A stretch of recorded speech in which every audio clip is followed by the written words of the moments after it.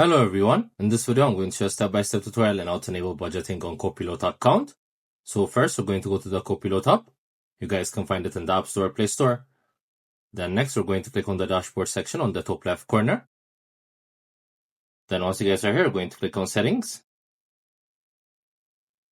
So as you can see, there's the budgeting option. It's turned off, so we're going to turn it on.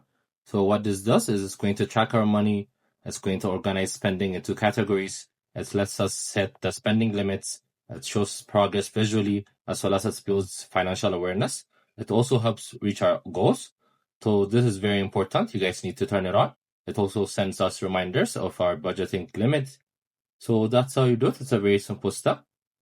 As I told you, we also have different videos in our How to Tutorial playlist. Make sure to check them out as well.